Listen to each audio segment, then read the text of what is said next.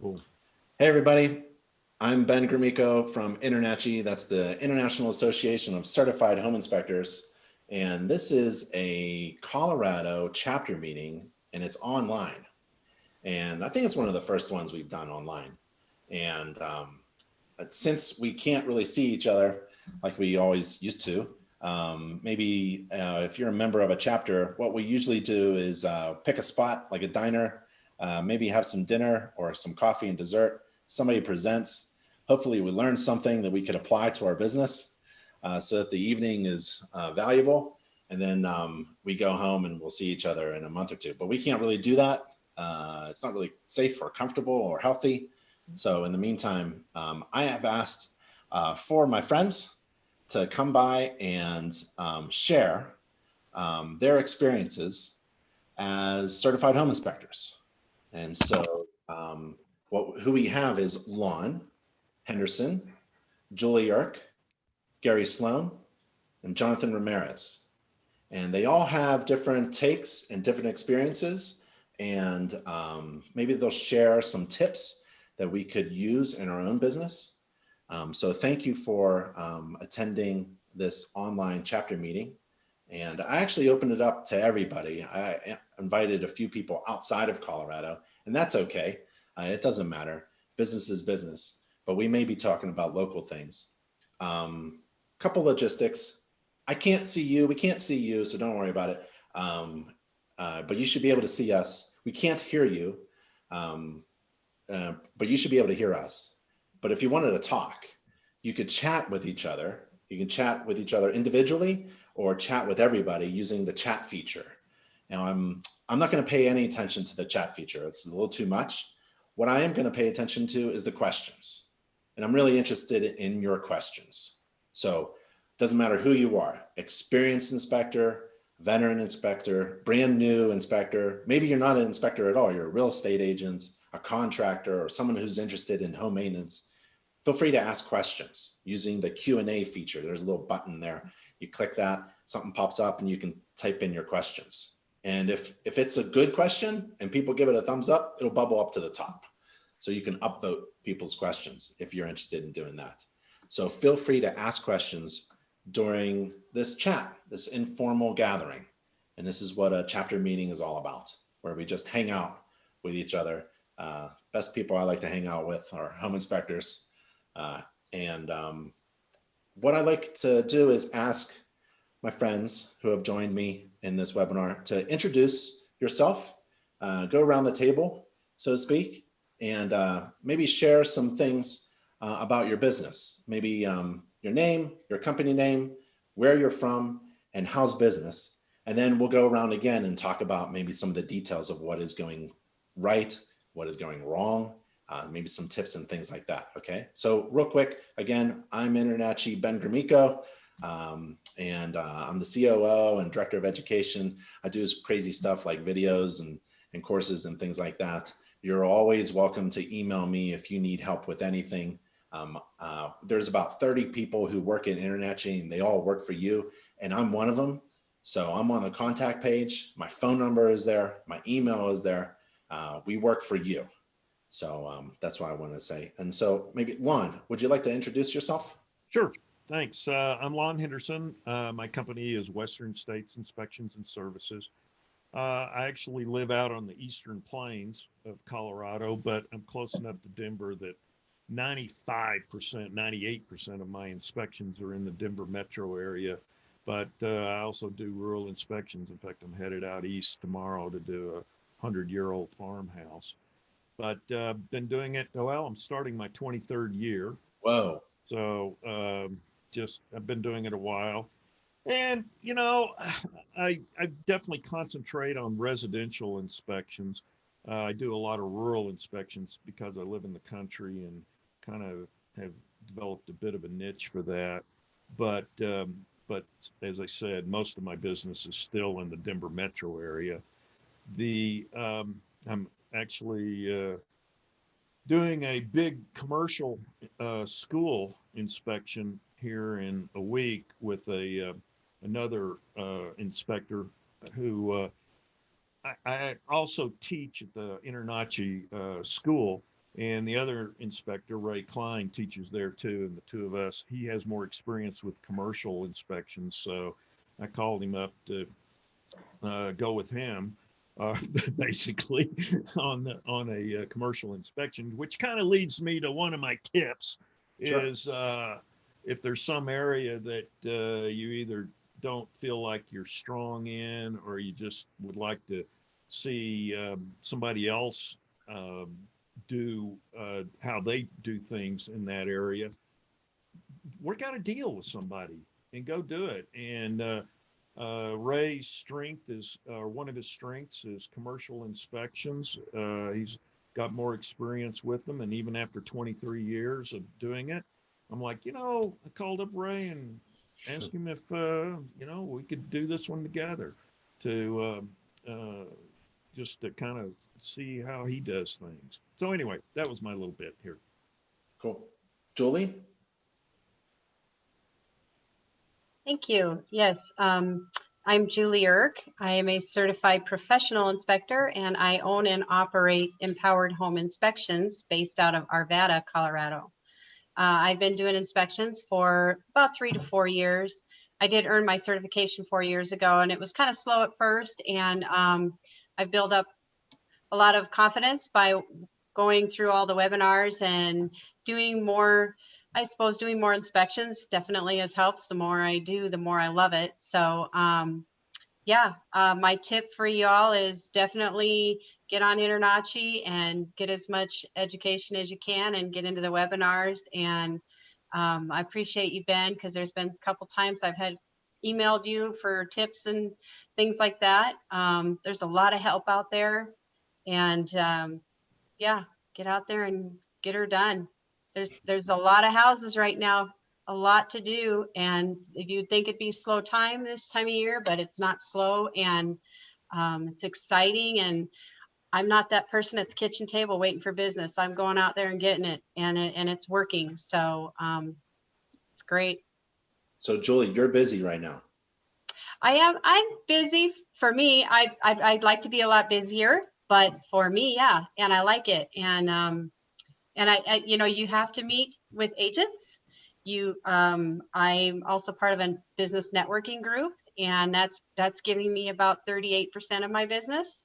Also, the coffee, Zoom meetings, coffees, whatever we can do at the time, whatever COVID, lets us do, just keep doing it, because that's where I've also picked up probably about 20% of my business is just, hey, I'd like to be on your top preferred list. And pretty soon I have a job, I'm available.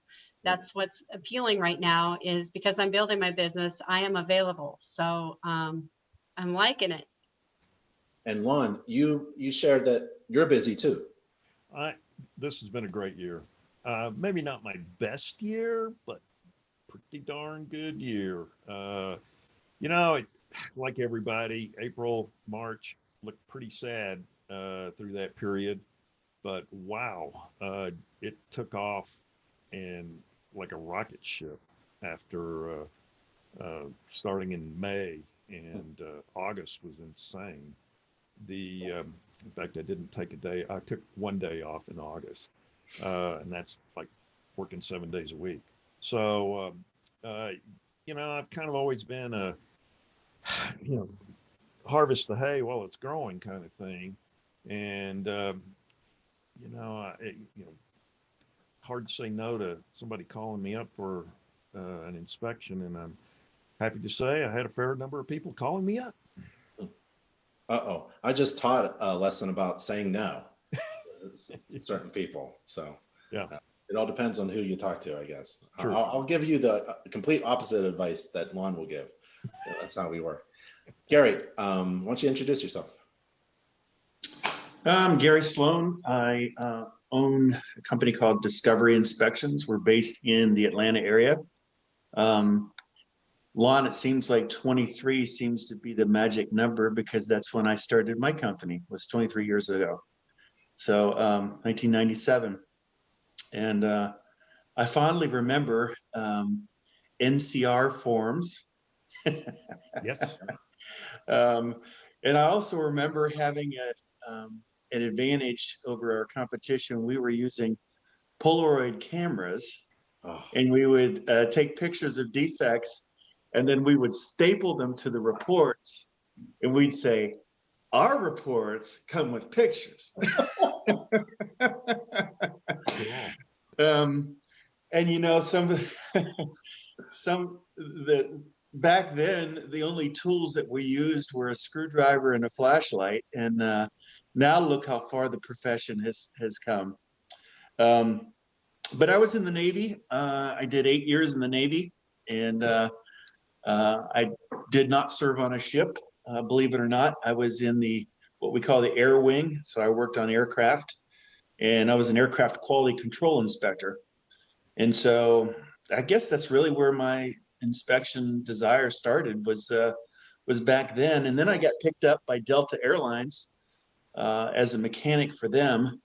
And then despite no ambition of my own, I got promoted into management, where I got to interface with OSHA and the EPA and the EPD and the FAA and fire marshal. And I didn't realize at the time how beautifully that interfaced into commercial inspections. And so that's something that I want to share with the group as well. We have 10 InterNACHI trained inspectors that work for us. And I didn't design it this way, but half of my inspector team is prior military. You know, they have great attention to detail. They're physically fit. They understand, you know, a protocol. They're okay being accountable for, you know, when they fall short on something. They're just great folks. But in terms of production, of the 23 years, far and above, this is the most prolific year we've had. And so I would say COVID who, COVID what?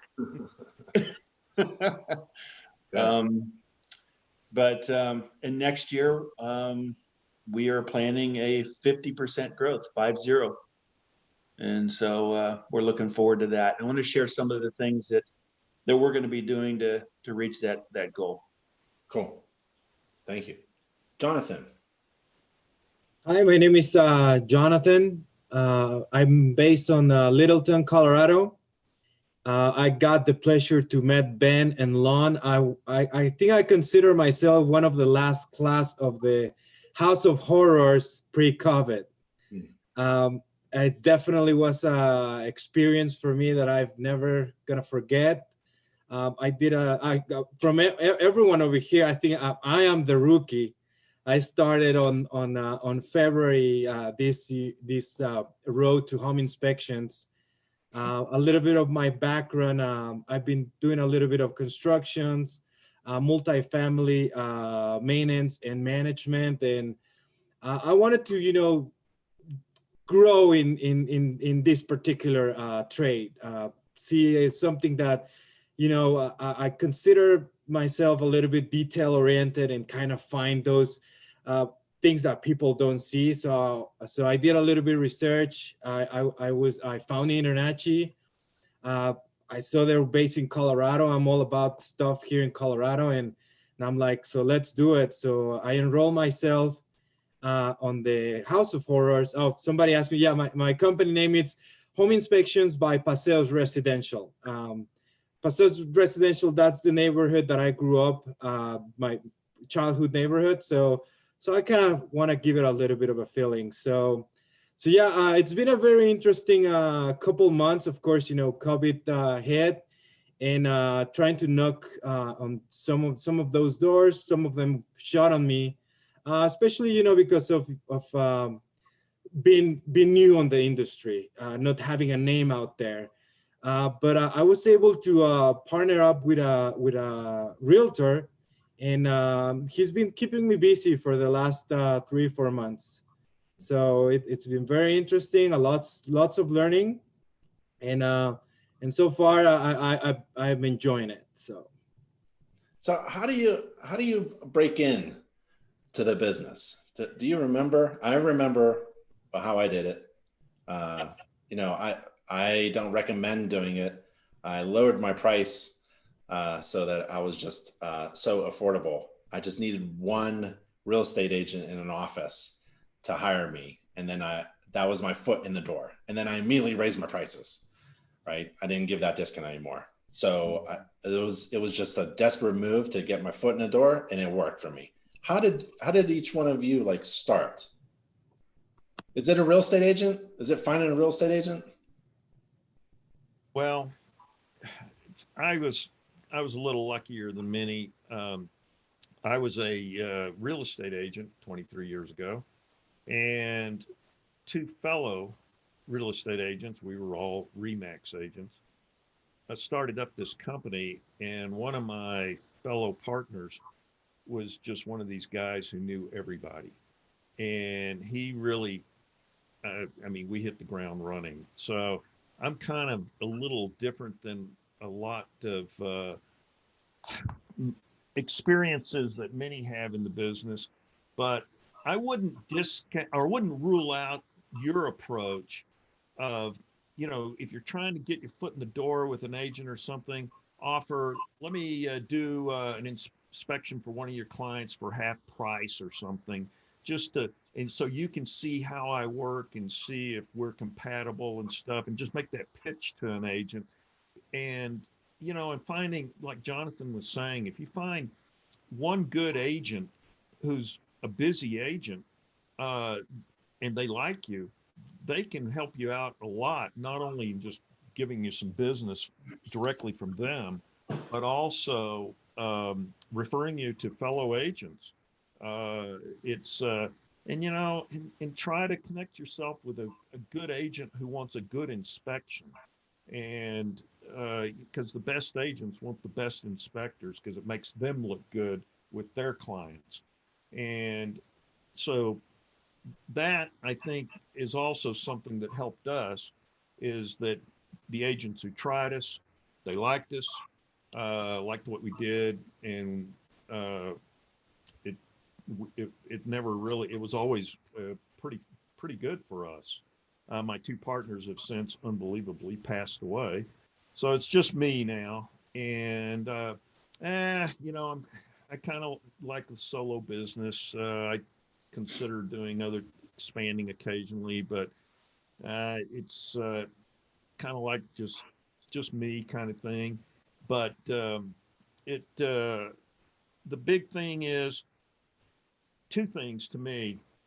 Also, work your sphere of influence, which is your friends and family, hard, because and you know, and ask them to give you referrals, because they're going to be knowing people who are buying houses too, or sellers sometimes get pre-listing inspections, but mainly buyers is a big source. And then when you do get that inspection, you know, ask for referrals from from that client. Ask them, because they'll sooner or later be knowing somebody who's buying a house too, and creating that personal sphere of recommendations, in addition to what you might be getting from real estate agents, can really help jump you. That's one of the things that I noticed with many new inspectors. They forget that it's okay to ask for a favor. People love doing favors for people. So if they're asked, so a lot of people just forget, like in their communication, hey, you know, it'd be great if you could keep me in mind for a recommendation if you need another home inspector. Or like Julie said, if your favorite inspector is busy, you know, I'm not. So I'm available on Saturday morning or something like that. Gary, how did you go from you doing all the inspections to handing over all of that responsibility to other people? That drove me nuts when I was doing that, because I thought by mistake I'm the only one who could do a great inspection for my company. How'd you grow so big? Well, I had a business coach that sat on my chest and said, what is your problem? And I said, what do you mean? He said, well, you're experiencing growth, but is it the growth that you want? I said, well, I'm making a good living. He said, is it the growth that you want? And I said, well, I'm not really sure. And he said, well, let's talk about that. And so I agreed to, well, I want tremendous growth, tremendous. And he said, well, then you got to stop thinking that you're the only person who can do an inspection. He says, that is a self-limiting belief. And he says, I'm going to tell you right now, there's people out there in your community that can do an equal or possibly better job than you're doing. The secret is finding them. And so I said, oh God, you know, I just want to be responsible for me. You know, I'm in control of me. If I step through a ceiling or I leave a door unlocked, I want to be the man, you know? And so I said, okay, I'll try it. So I hired a guy and I started off as an inspector helper. I did it in little bitty steps. And then I realized, you know what? He's got people skills. He's got technical skills. He understands the protocol. He writes a good report. He's articulate. And I started giving him more slack or more freedom. And then I went on a conference and I had to let him do inspections on his own. While I was in the first day of the conference, I got a text, call me. And it was a text that said, such and such fell through a ceiling of a $700,000 house. I said, oh my God, this is exactly why I didn't want to do this. And my peers were like, what are you going to do? I said, well, I'm going to fix the ceiling to whatever level of satisfaction the seller wants. Okay. They didn't have the anxiety I did. And you know what? Once I realized that everything's going to be okay, then I said, you know what? It's time to find more people. And so I see a question here. How do you find your inspectors? Yeah. That's a really good question. And it's a common question I hear. I used to think it would only be people that were in the construction industry. That's what I wanted. But the reality is I wasn't born with this knowledge on home inspections. I had to learn it. So I've hired people that had no experience whatsoever. And like J.C. Penney, I hire 80% based on attitude or personality.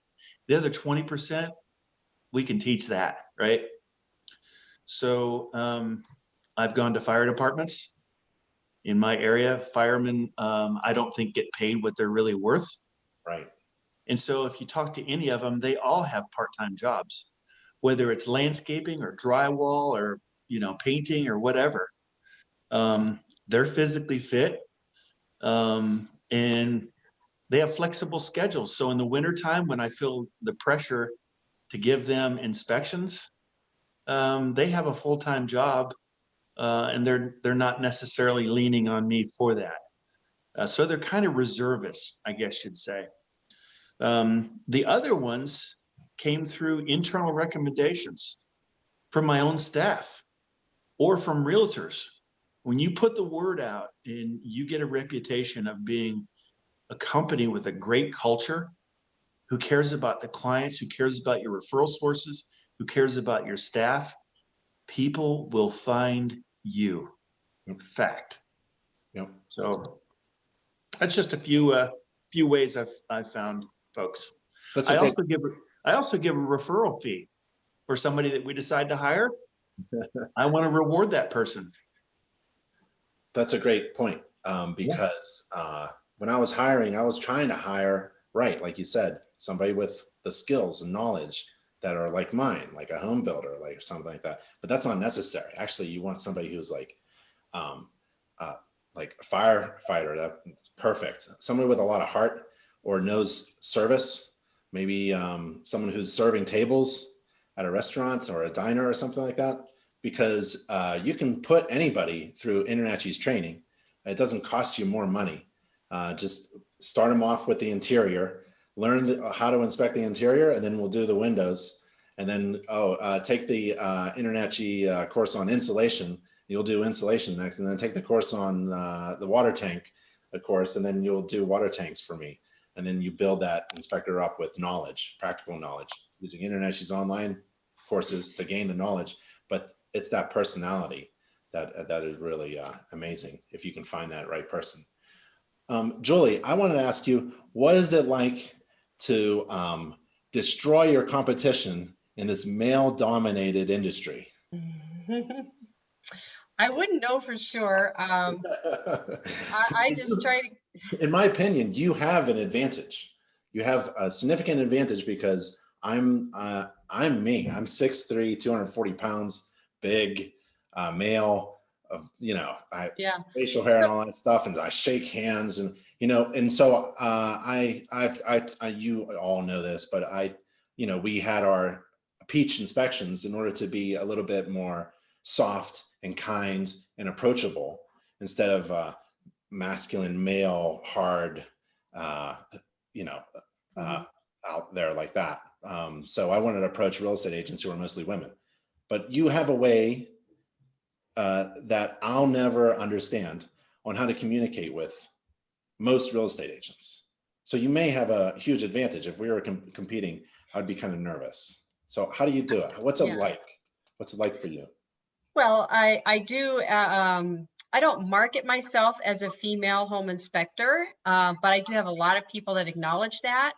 And my first response is, I love to get on the rooftop. I love to go in the attic and the crawl spaces. I'm small enough that I can fit anywhere. They don't make me afraid. And I'm really great with first-time buyers. I definitely, as a woman, I feel like I see more, though Gary now has me going, I might want to take that back. But I love also military for that. You're right. They're set for that. And I think a lot of people too that aren't military can be set that way as well. But definitely I am set that I'm detail oriented. I see things that a lot of people don't see. And I'm able to explain because I have a background in construction, and I've always wanted to be a carpenter. So I do a lot of that. But I'm able to explain to my clients that I can fix a lot of things, and I can explain to you what you can do. I'll have things on my inspection report that is your to-do list. It's not a problem. No house is perfect. Anything is doable. And if I can do it, you can do it. And if I can't do it and I need a professional, I know the difference. And I can explain that to you so that you don't have to worry whether you know if you should try something or not. And you don't have to worry about, if it's going to be a real big issue down the road. I have enough experience that I can explain things to you. So it definitely, I can come across as comforting. Whereas sometimes a guy's going to just walk in and want to hey, I'm just here to get this done for you and we're done, and here's your stuff to worry about and not worry about. And I don't know, maybe not all inspectors are that way, but I've had some agents tell me that as a female, I can come across a little different in that regard.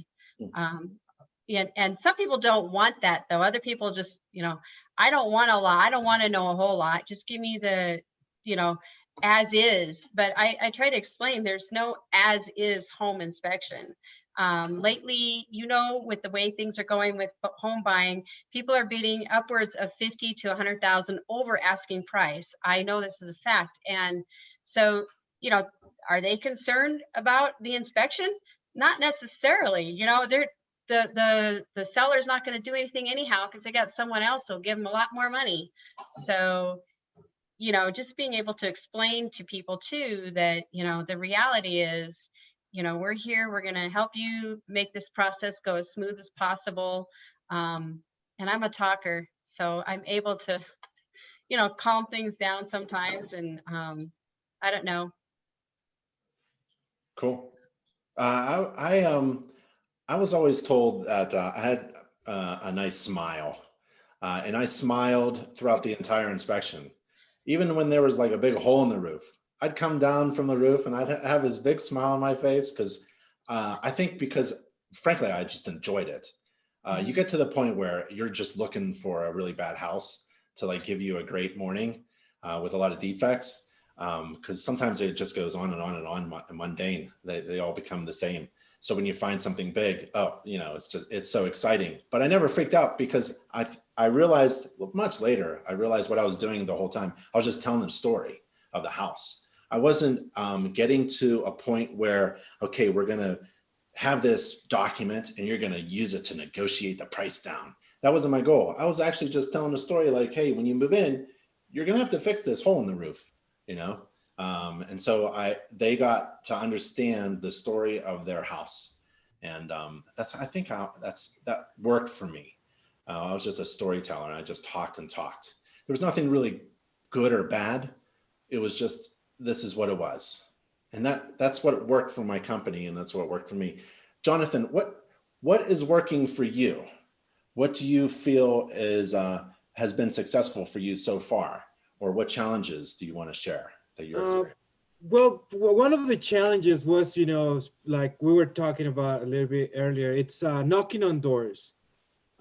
Seems like, you know, when you start on this business, I mean, I'm pretty much freshly off the House of Horrors. You know, I thought, you know, it was going to be like, okay, yeah, I'm InterNACHI certified here, you know, give me inspections. I wish it worked that way, but you got to work it out a little bit. You know, you got to, you know, of course, get to know people.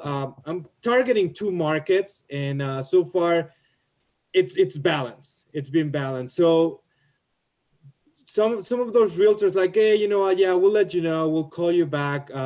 Just leave me your business card. And so that was the hardest part, finding the first one to catch. I found this realtor, and it's been great. Of course, you know, I want to keep expanding, and just, you know, my suggestion for new inspectors out there is one step at a time, one day at a time. Don't get overwhelmed. Don't get discouraged, like you're not gonna find an inspector or people, they're just not gonna knock on your door. I mean, eventually it's gonna happen.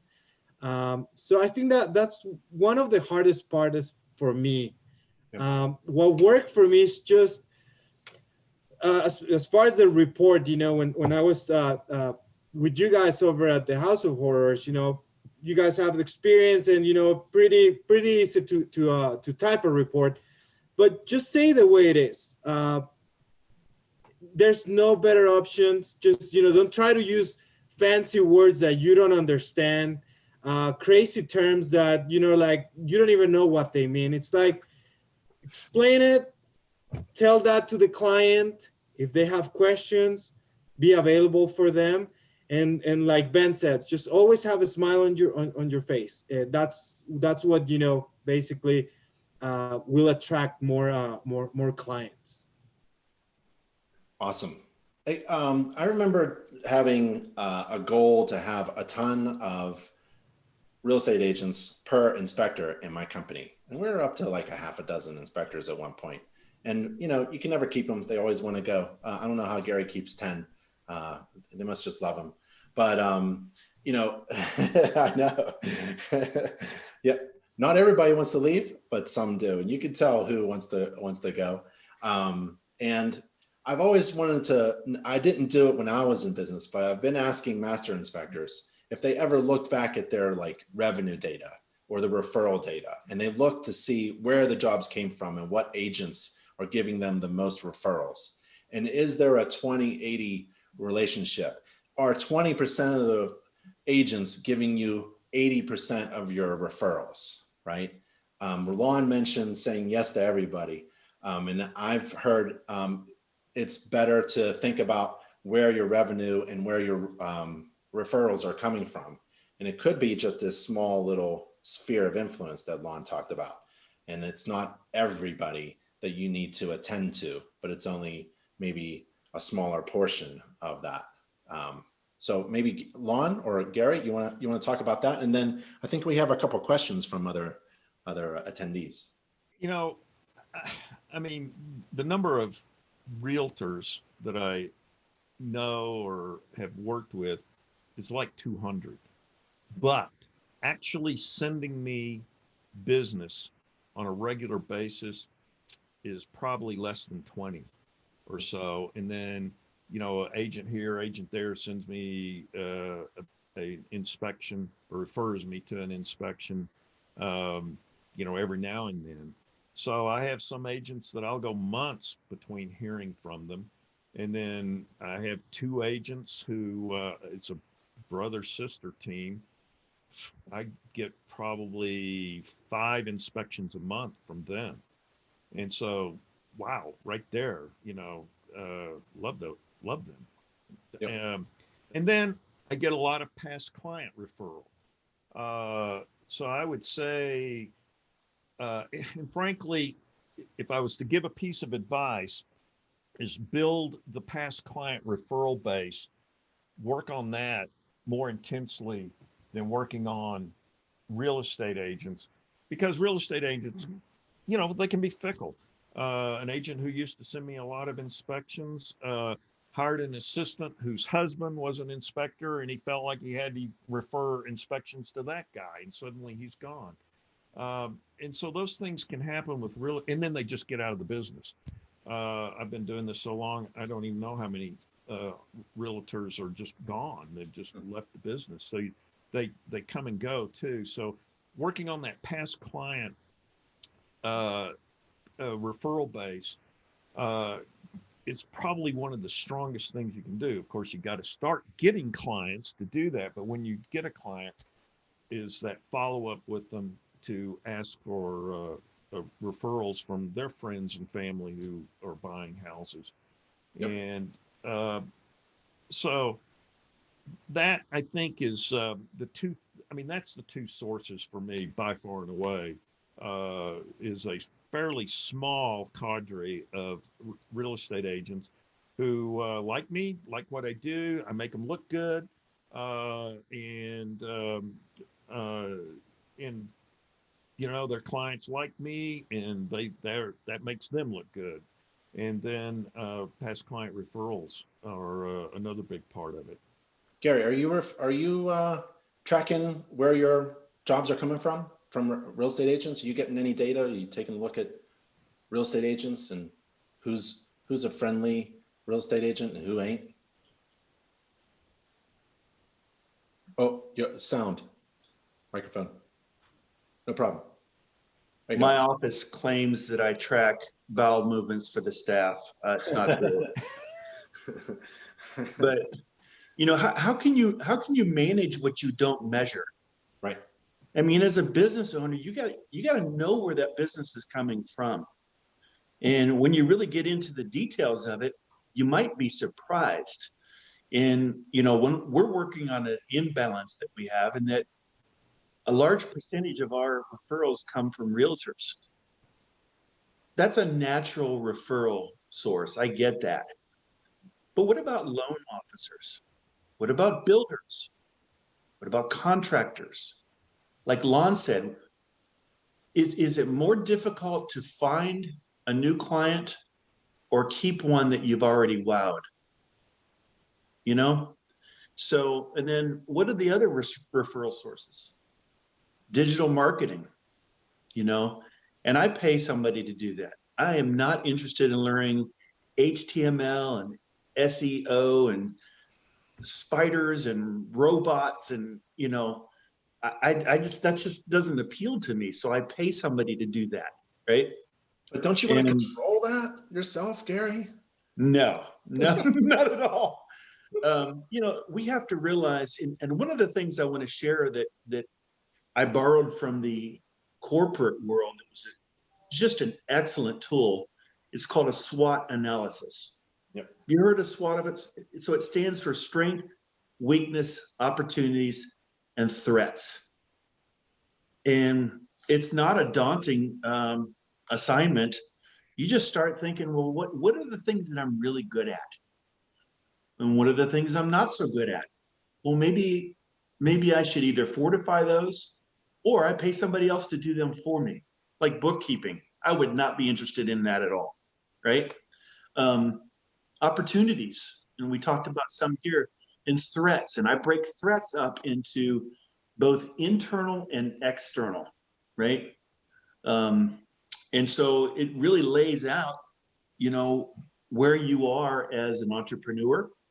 And I've used that on the personal side as well. So if you don't know what a SWOT analysis is, please have a look at that. It's extremely valuable.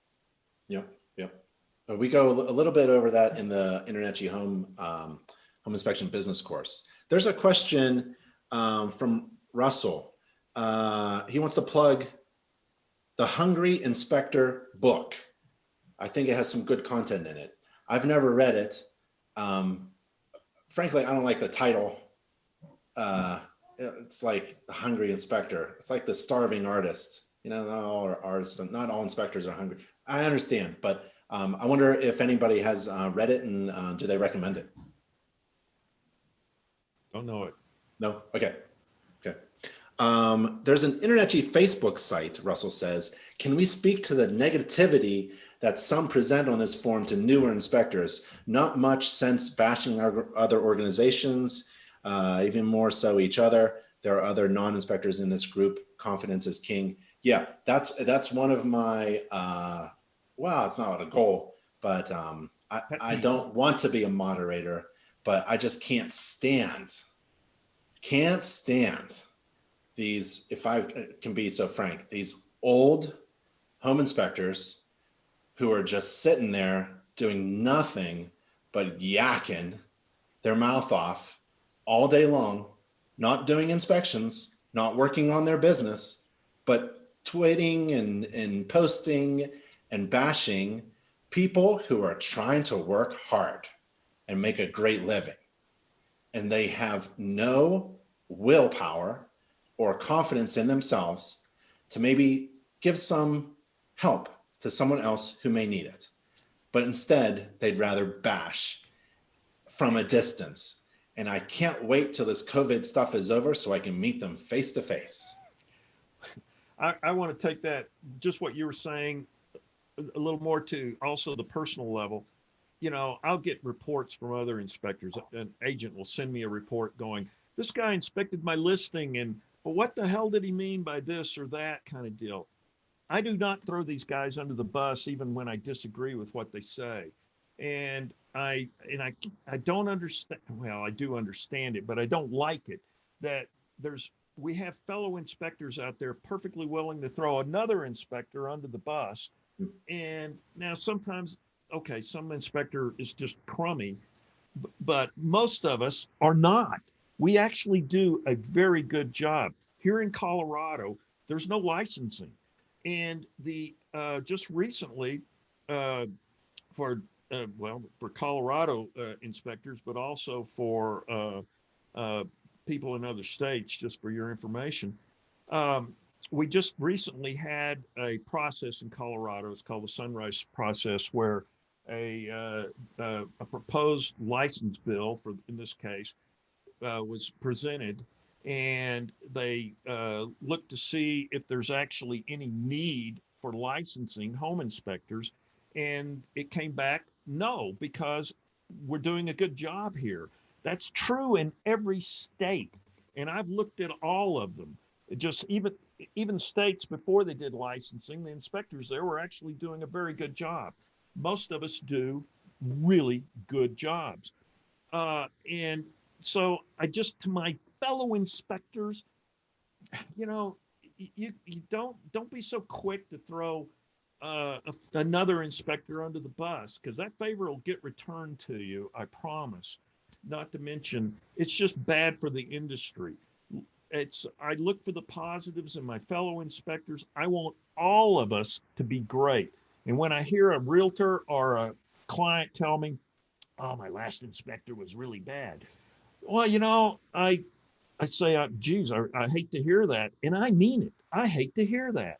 And I don't also, when I get patted on the back, wow, you're the best inspector I ever had. I've had about 6 houses and none of them were as good as you, blah, blah, blah. Well, that's great to hear. But I'd actually like to hear we're all great. And I want us all to be great. But part of that is also not tearing down our fellow inspectors, but promoting us all in a positive light. And so I just recently got a report from a agent who, is this guy any good? Well, it turns out I know the guy and he's really good. And so I, with great amusement to myself, said, "Oh yeah, he's okay," and then told him that, yeah, this guy's great. And we went on with explaining the guy's report, discussing it. Be positive about our business, and that means being positive about fellow inspectors. It feeds all of us to our betterment, in my opinion.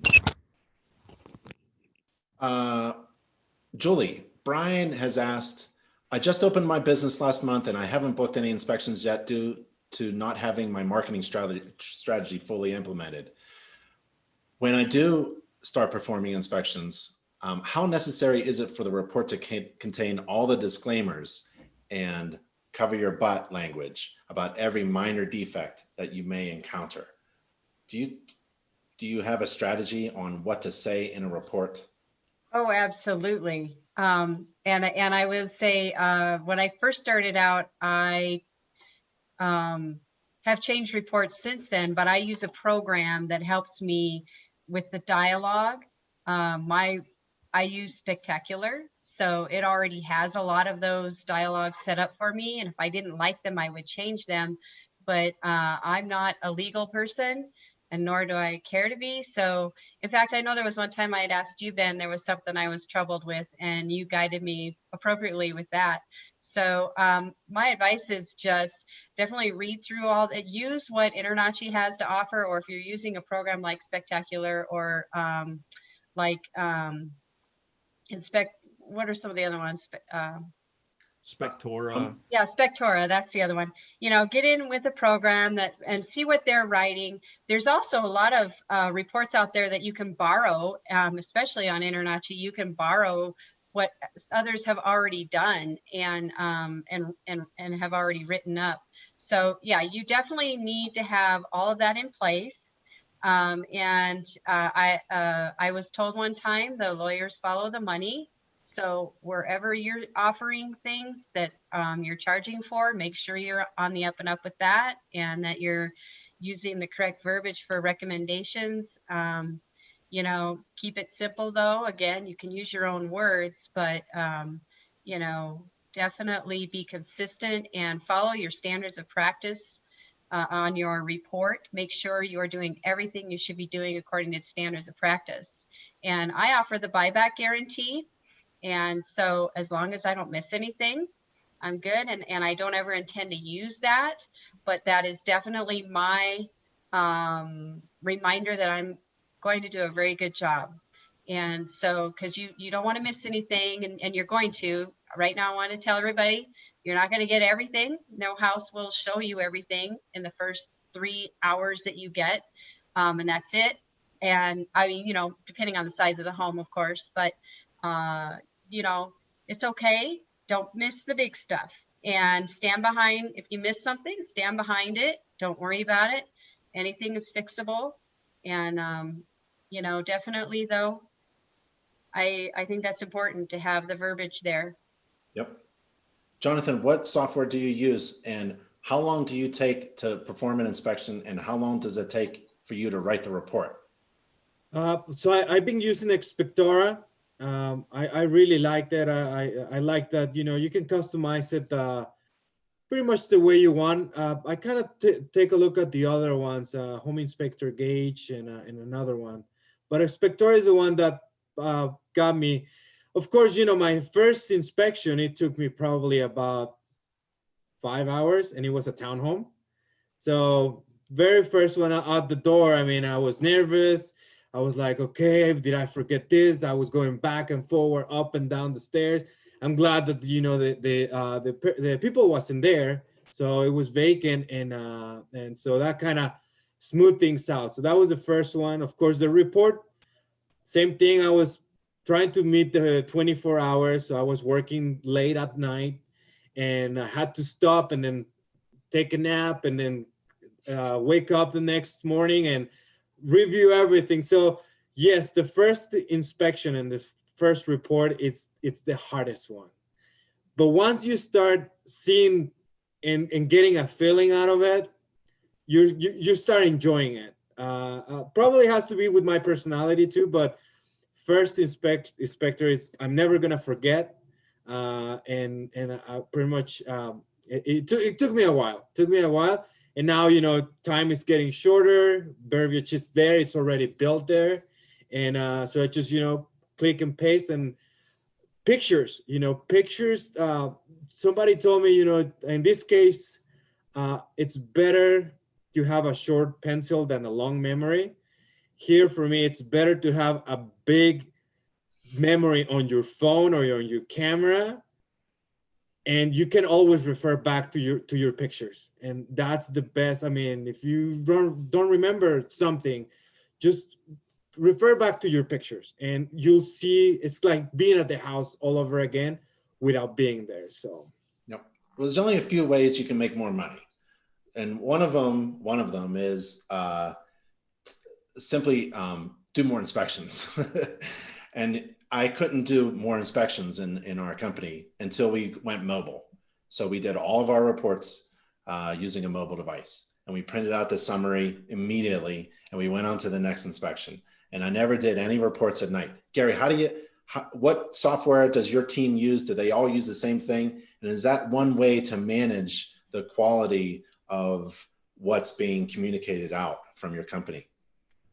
Yeah, it is.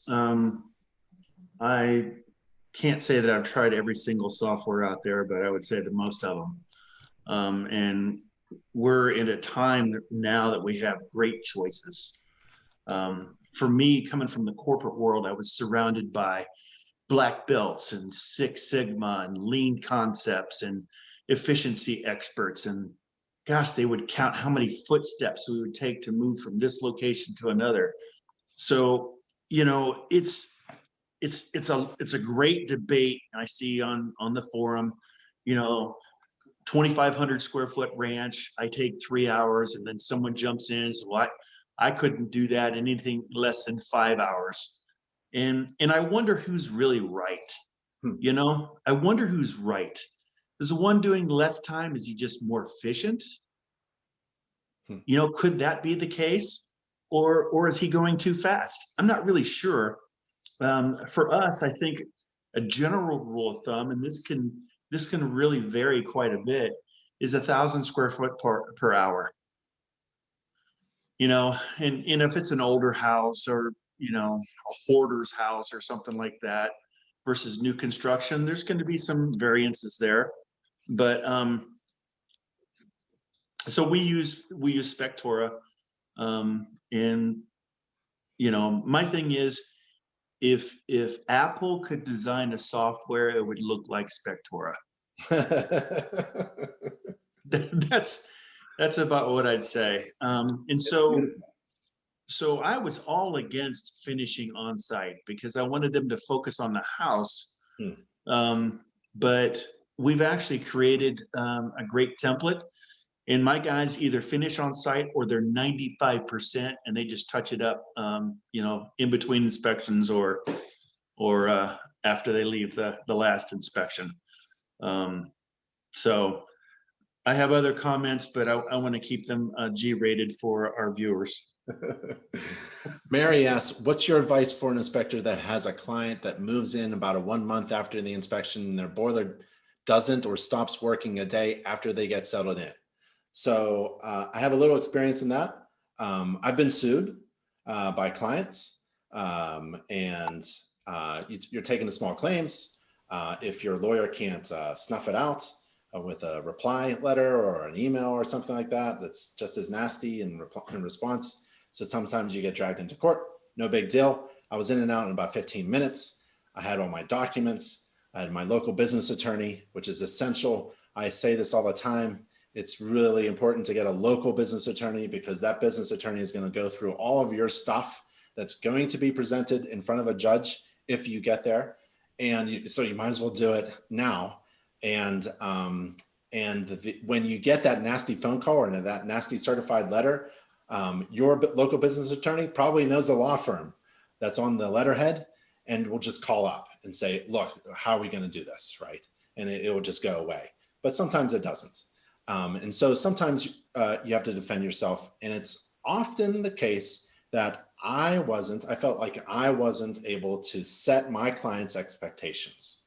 So if you have a client that's expecting you to buy a boiler, I would say reconsider their perspective, right? Maybe for some reason they think you're guaranteeing that of some way. A long time ago, I went to an ASHI chapter meeting.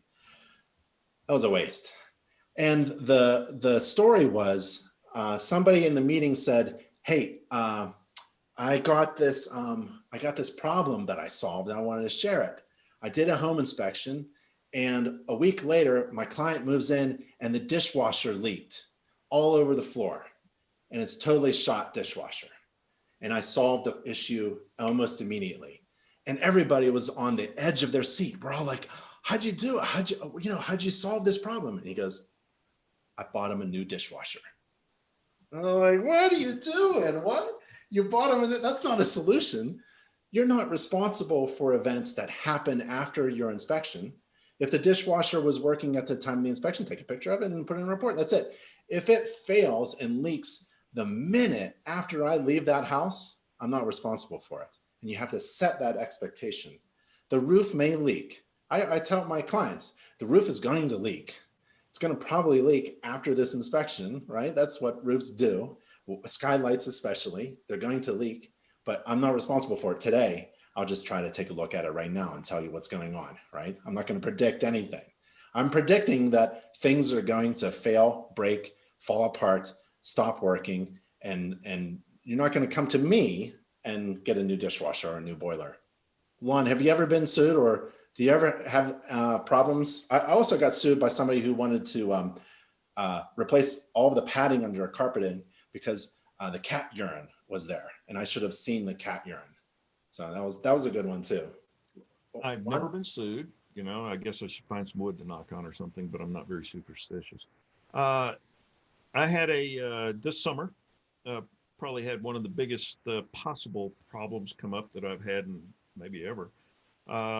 Inspected a really large, nice house.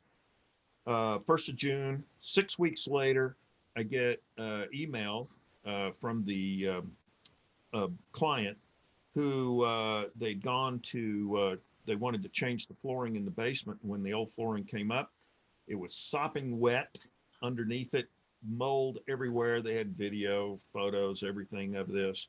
And why didn't I catch it in June? So my approach whenever these things come up like this, whether big or small, is to meet it head on. I call them up and, I had better things to do on a Sunday, but I said, I can be over there at 9 o'clock Sunday morning. They said, how about 10? Okay, 10 o'clock. I was there for an hour and a half. We went through everything. I explained to them, well, first of all, honest to goodness, I'm thinking, did I miss something? Did I screw up? Did I blow it somehow on this? So I didn't go over there thinking, how am I going to talk my way out of this? I'm thinking, okay, I'm glad I got insurance.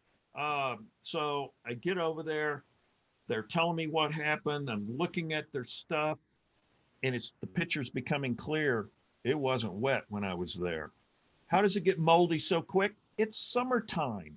It's warm. It's 55, 60 degrees in there. Once things get wet, it turned out it was a leaking vacuum breaker on the sprinkler system, which hadn't been turned on when I was there for the inspection, and I don't inspect sprinkler systems.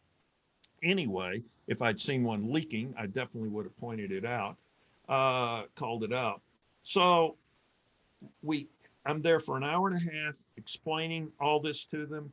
I'm going over, I'd actually used infrared on this house too, and the infrared hadn't seen anything with this either. And they wanted to know why I didn't cover every square inch with my moisture meter. And I show it to them and explain that isn't practical, and they understood that. And so in the end, they were not very happy. The bill up to that point was $17,000. And so he the husband says, well, you haven't heard the last of this. And I said, okay, that's fine. Well, here it is, December, and I haven't heard another thing about it. So whether they liked my explanation or not, they thought it, wasn't any place to chase after me on. And so I haven't heard any more about it. Another one a few years ago, one where I did make a mistake, was a water heater. It was a LP, liquid propane water heater on a natural gas system, and I flat missed it. I just flat didn't see the LP on the label, big as day, and I just blew it. 2 years later, I get a call from the client, asking me, saying they'd had trouble with the water heater, found out it was LP on the natural gas, that the Bradford wouldn't honor the warranty on it. And I look at theirs, they send me their photo, compared to my photos, I blew it. So I'm thinking, okay, how much is it going to cost me for a water heater? $1,000 maybe. So I say, how's 500 sound? They go, oh, Lon, you're the best. Thank you so much. And I'm thinking I saved $500. And so if I blow it, I own it. If I don't, it's hard to get a nickel out of me. I'm kind of with Ben here on it. That dishwasher wasn't leaking when I was there. I'm not buying a new dishwasher. So, but if I do make a mistake, own it. And that's been my approach. I agree. One time I tripped a breaker in a GFCI in a garage. I didn't see the refrigerator filled with cold wine. I don't chill my wine, but some people do. And it went all, I had to replace it all. So I made this big deal about it. I came with wine, right, that I thought was delicious, but I gave them a few $100s, right, because it was really good wine, and some flowers. I think I did. And then I had that person that I screwed, the homeowner, right, because I tripped their house during the inspection. I had them write me a letter saying, thanks for taking care of all this and making us whole. And then I spread that out to the real estate agents. Now they know, just like Lon, if you screw up, you own it and you make people whole. So I may screw up, I may put my foot through something. I actually fell through a $1 million home as a home inspector, and I had to patch it, and closing was the next week. But I owned it, and I made everybody whole. So that means, like, you reduce the risk for an agent to give referrals to you, right? If you can reduce that risk, I think that's why Julie does buyback. So if you can reduce that risk. Jonathan, somebody was asking about in Colorado, licensing and having a mentoring program. Do you have any mentors? Have you taken advantage of anybody experienced within an InterNACHI network or outside the network helping you along the way? Not yet. Honestly, I did look into it. I look at InterNACHI. There's a directory for mentors, but that's when COVID hit. So I've been putting that on hold. But definitely, I do wanna get a mentor and just look over their shoulders and join them with inspections, especially to help me out get better. Some people was asking about Facebook too. There's really good questions there. I mean, I check Facebook pretty much every day together with the InterNACHI forum, and you really get, I mean, if you take aside all that negativity there, there's really good stuff to learn there. So you just gotta weed it out. Yeah, of course you see the same questions. What software do you use? What this and that? And okay, let's just flip the page and go to the actual pictures that people really have serious questions about. And I look at them and I'm like, okay, that's a legit, and I've learned so much from the forum and from the Facebook. Yep. As long as you take that negativity out. For sure. Jonathan, you speak Spanish. I do. Yes. Are you using that to your advantage? You know what? People likes it. People like to be, have that communication on the same language. You can express the, tell them what's wrong with the house, what's, good. So definitely it's been an advantage.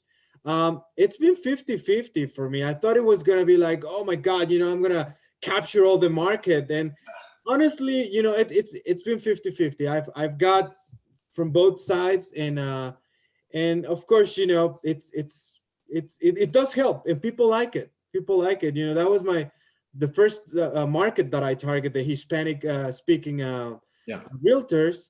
And I could say that I have more on the English speaking realtors, and a little bit on the Spanish. Yeah. So we're an hour or so, more than that. Let's maybe wrap this up. You want to wrap this up with some final words, some final advice, some final tips? How's that sound? Julie, you want to go first, and Gary, Jonathan, Lon? Sure. Thank you for having me as a guest. I really appreciate that. Yeah, I think if anybody wants to reach out and have anything after the meeting, you can reach me, empoweredhomeinspections.com. And but I guess I would have to just leave with everybody, just keep working on your business, utilize InterNACHI, and meet with agents, coffee, whatever, Zoom. I know I have appreciated being in a business networking group where I've realized it's not just the agents, it's also, mortgage brokers, and it could be the best friend, it could be, somebody down the street, whatever. Those are all out there too. But a big part of the business is meeting with agents. So, and now I'm working on getting into the marketing. Gary, I love how you expressed that it's not your strength, and it's not mine either. I'm going to look for somebody that, I think it's Social 5 that InterNACHI has a great deal with. So I'm going to be looking into that and getting into some more social media marketing, because I have a great website and I'm on Facebook, but there's a lot to be said right now with social media. And so that's going to be the next place I go. Yeah, and on that, Gary's absolutely right. He didn't use the word delegate, but I teach delegate. Man, it's wonderful. I'm a manager now. It's wonderful to learn what that word actually means, just to delegate down. But you just can't dump a lot of tasks on somebody, because you'll be micromanaging them, right? And they'll be asking you questions, and you'll spend your entire day answering questions that you should have solved by systematizing your business operations, so that anybody could do the tasks that you delegate. So when you get to that point where you can systematize or list all the tasks that anybody could do, then you can start delegating and growing and hiring other people. Jonathan, looks like you got a couple leads, man. You got Todd, who wants to know where you are, and Russell, he's got some Hispanic speaking clients that they cannot fully serve. So good job. Gary, last words? Sure. Am I live right now? Yeah. Okay. Geez, I'm kind of thinking, what advice would I give myself? And, when I first started off, I didn't know how to market. And I remember throwing a shirt on my back that said inspector, and I went to the gym, and my wife said, "What are you doing?" I said, "Well, I'm marketing." Yeah. And I just remember staring at my phone that first month going, ring, just ring. And we know that hope is not a strategy. So what I did is I started to look at other great companies. What is it they do to provide an experience? And so I looked at great companies like Lexus, like Disney. What do they do to make it a magical experience? And I started incorporating some of these ideas into our service. And then I looked at people like Marcus Lemonis from The Prophet. He talks about the 3 Ps of people, processes, and product, I think, right? Yeah, right. And I thought, well, gosh, we don't sell products, but the fact is we really do. And that's our final inspection report. It's a product. So you can learn a lot from someone like that. The other thing I would say to myself is have a vision board. You know, where do you want your business to be? What does retirement look like to you? You know, where do you want to travel? Do you want to go on a cruise or a safari? What sort of house do you want to live in? Do you want to be a private pilot? Do you want to learn how to play a piano? Do you want to be a scratch golfer? Do you want to have more than just one business? Do you want to be a deacon or an elder in your church? Do you want to run a what do they call them, Spartan races? I'm probably not doing that, but you want to learn sign language. There's, you know, we live in my opinion, the greatest country in the world. We have so many opportunities here. The other thing I'd say is, as entrepreneurs, as business owners, we really need to separate ourselves from our competition. And the way we do that is through USP, unique selling points or propositions. What is it you do differently? Because I found out just recently there's 25,000 members in InterNACHI. Yep. Is that right, Ben? Almost 27. Okay, 27. So, you know, what is it you do differently? Do you do same-day reports? Do you do repair verification inspections? Do you include infrared as part of your service? Do you have a wide variety of services? For us, because we have 10 inspectors, we have an internal quality control program to make sure that one inspector does it very similar to the next. We have a live staff that helps with scheduling. We offer free technical assistance for as long as you own your house. I think you guys were talking about satisfaction guarantees and warranties and that sort of thing. So really outline what your USPs are. I also would say invest in yourself. And honestly, whether Ben was on the call or not, InterNACHI brings so much value to us as members. You know, with the free business documents and the article library and inspection checklists and education and training and on and on and on. It is an unbelievable value.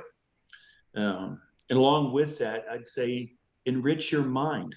And I'm not the best reader, and I found out recently that it's okay not to finish a book. You can put it down and grab another book and do that. But some of the books that I want to share this, and then I'll shut up, that have really helped me along the way. And this one's not new to any of us, but it's How to Win Friends and Influence People. Yep. You know, and the reality is we could be really good technical inspectors, but if we can't communicate with our referral sources and sellers and vendors and contractors and builders, it's not going to be a winning recipe. So that's one of them. I'm reading one called Extreme Leadership now. It's by a couple of Navy SEALs. And I just started it, so I can't tell you the details on it. There's one that's called 4DX, which is the 4 disciplines of execution. And that teaches you about measurements and KPIs and all those critical things that we should be doing for our business. There's another one that comes to mind called the E-Myth by Michael Gerber. And in that, he talks about the difference of being a technician, a manager, and an entrepreneur. And, you know, as we start our journey in home inspection, at some point we may be one of each of those, or in some instances, all three at the same time. I remember when I started off as a single inspector, I affectionately referred to myself as a chuck in a truck or a man in a van. And things changed over the course of time. The last thing I would share with you is go where there's no competition. And what do I mean by that? Lon mentioned it earlier. It's a powerful way to tremendously boost your business and profitability, and it's commercial inspections.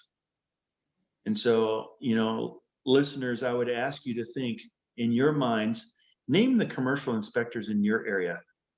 I can promise you it's not going to be a very long list because there aren't that many.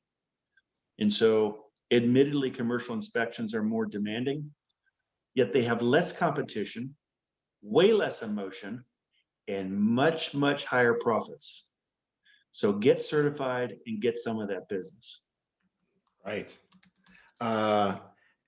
Jonathan, before you have your last words, I was taking a look at inspectorseek.com, and I was looking at all the inspectors in Colorado, and I was disappointed in how many home inspectors and companies don't have a website. I teach on how to do a website. It's not the greatest thing. They have templates. You can, in 20 minutes, I show you how to at least put a few pages up with your face and a phone number or something. I don't eat a burger. I don't go to a restaurant until I look at their website and look at their menu. And now it's like, we don't eat in, but sometimes it's outside in a tent with a heater or curbside pickup, but I don't go to a theater until I watch the trailer. So you got to you got to be online. Not everybody is online. And I think you'll find that those who are not online have a great referral network like Lon, but, and get just like referrals, and that's their business, word of mouth stuff. But I think you need a website. And if you need to learn how to do a website, I teach a bunch of classes. Go to our webinar section of nachi.org/webinar, nachi.org/webinar, and search for website. There's a bunch of little videos that I do on how to create a website, and it's free. There are free templates to create a website with a click of a button, literally a click of a button. Please get a website up. Oh my goodness. Are you referring, I don't have a website? No, I do have a website. You do. Yeah. I'm telling everybody else. Yes.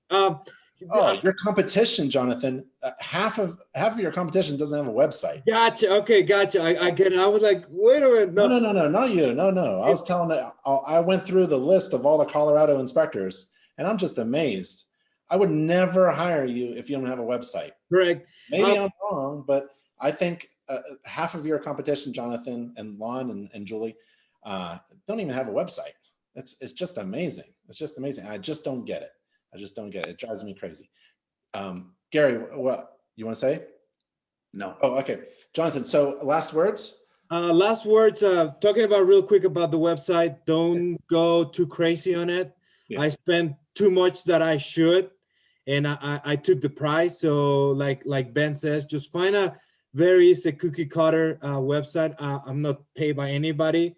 I've been looking at my website and comparing with some of the Spectora does, and I'm like, and I think they're a lot cheaper. But I spent too much money on that website, so that kind of put my budget a little bit higher than I was expected. So definitely, compare numbers on the website. Definitely, we got all the tools, me being one of, the newest inspector, I talked to Lon on the last class House of Horrors, and I asked him, like, Lon, what's your advice? I mean, I'm a young guy. I'm almost 40 years old. And what do you suggest me? Because, people, they want to see the experienced guy, the guy that, it's been on the industry for 20, 25, 30 plus years and know their stuff. And, I'm never going to forget Lon's words, like, you know what, get yourself a uniform and just be presentable and just be confident of yourself, and you'll be surprised, keep learning. And that was just to summarize what he told me, and that kind of stick on my head. And definitely we got the tools, we got InterNACHI, we got the Facebook page that you can learn, we got the forum. There's other stuff right there. I mean, I've been looking at I got the book right here, but it's the code book, tiny book that tells you all the codes, kind of to reference back to them. Don't be discouraged. Just keep knocking doors. Business is gonna come, and just be yourself, be professional, and do your best. And also thanks, Russell. I'll give you a call. I really appreciate that referral. So, and there's no reason why not to succeed with InterNACHI. I look at other association, and I just, I've been enjoying being part of InterNACHI ever since. Awesome, Jonathan. One of the things that was touched on with Gary is unique selling points. What differentiates yourself from all the rest. And so I teach a lot about, I ask my students to look up the word commodity. You don't want to be in the world of a commodity where one home inspection company can be interchangeable with another. And if there's nothing really different between you and your competition, then it's a battle of price. That's the only differential, and lowest price wins, and that's no good for anybody. So you don't want to be in the world of commodity. You want to be very unique and special. In general, in business, if the perceived value is incredibly overwhelming compared to the cost, it's a good decision. So your problem is, what is overwhelmingly valuable to my clients? And there's plenty of training on that in our marketing webinars. Lon, last words, and we'll wrap this up. Yeah, a couple. Jonathan touched on one thing I think for new people getting in the business, a little bit of advice that I communicated to Jonathan, but is look the part. It's I think some guys or gals maybe don't meet the expectations of your client, and just, clean, look the part. I mean, just that goes so much to building that gravitas that we need. One thing about complaints from clients, I have never had let me rephrase that. The worst complaints I've had from clients are the ones that never met me. They weren't there for the inspection, just either talked to them by email or over the phone or something like that. Be personable. I'm a fairly nice guy, and I get along with every client. And I think if they like you, they're less likely to call their attorney when they have a problem and more likely to call you first. And that goes a long ways to diffusing problems. Look, one of my favorite things to say, it's hard to be perfect. It's hard to be perfect on every inspection. It's hard to be perfect on every inspection every day of every week of every month. It's just hard to be perfect. But Julie touched on it. Get the big things right. And if you missed a fogged window somewhere, it's either not going to cost you much or it's not going to, you're going to be forgiven for it. So try to be perfect on those big things, and set those expectations with a client. Goes as all part of that picture on that. One other thing, talk also for anybody, regardless of how long you've been in the business, the InterNACHI forum is a good place to interact with other inspectors. And there's some guys around the country who, it's crazy. They're like walking encyclopedias. And, sometimes there's a little negativity there, but most guys most of the forum, people on the forum will shut that down. And I filter that and go to the information, and there's some really good information on that forum. And so, I recommend that for anybody. And there's topics on everything we've discussed here, and marketing, problems with inspections, and then just things that come up on inspections that we see all the time. In fact, I think today some guy had a question that he had forgot to mention in a report that the panel was an FPE panel, and he was kind of concerned whether he should, what he should do. Little things like that. Well, there's plenty of experienced guys out there answering those questions. And so that's a great resource for anybody in this business to go to and reach out to an incredibly large network of fellow inspectors.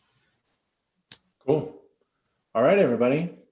Well, I think we ended it just right on time. I think we added a little extra half hour to it. I don't know about you, but I was taking notes. Very good. Julie's got notes too. I think there's another Colorado online chapter meeting, but it's in a few months. So we're gonna spread them out through the year. So I think it's in April or something like that. But there are other chapter events. Obviously, there's other online events. I'm always doing a webinar. So I welcome you to, now's the time to learn something new. Just like Gary said, just keep your mind going and stay safe and healthy and come back home. Don't fall off a ladder and do something stupid like that.